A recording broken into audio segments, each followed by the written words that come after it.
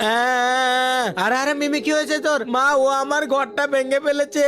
Aunty আমি ইচ্ছা করে এটা করিনি। তুই করবি কেন? হ্যাঁ তুই করবি কেন এসব? মা তুমি কোনো চিন্তা করো না, আমি তোমার জন্য ঘর বানিয়ে দিব। দরকার নাই, ওকে বাড়ি থেকে চলে যেতে বলো। মা রাগ করে না, ও তোমার বন্ধু না? হ্যাঁ ঠিক আছে, আজকে মিমির জন্য সুন্দর করে একটি ঘর বানিয়ে দিতে হবে, না হলে ওর বন্ধুকে অনেক অপমান করবে, কারণ মিমির অনেক রাগ। তাড়াতাড়ি করে আমি মিমির জন্য এমন একটি ঘর বানাবো যে মিমির রাগ কমে যাবে। মিমি মিমি তুমি তো আমার উপর রেগে আছো, ধরো এটাতে খেলা করো। দরকার নেই তোমার খেলনা, সরো এখান থেকে, আমি ফেলে দিব। এই রে মায়ের ল্যাপটপ ভেঙে গেছে। মিমি তোর খবর আছে আজকে? আমার বাবা মা নাই দেখে আমাকে কেউ ভালোবাসে না। এই তো ঘরটি বানানো হয়ে গেছে, এখন সুন্দর করে রং করে ফেলি, তাহলে মিমি একদম খুশি হয়ে যাবে। এই তো হয়ে গেছে, মিমি এদিকে আসো।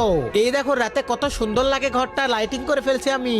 ওয়াও কত সুন্দর। এই তুই ওদিকে যাবি না, একদম যাবি না। আচ্ছা ঠিক আছে আন্টি। মা ওকে আসতে দাও, আমরা আর ঝগড়া করবো না, আমরা দুজনে একসাথে খেলা করবো। তুমি আসো আমার সাথে।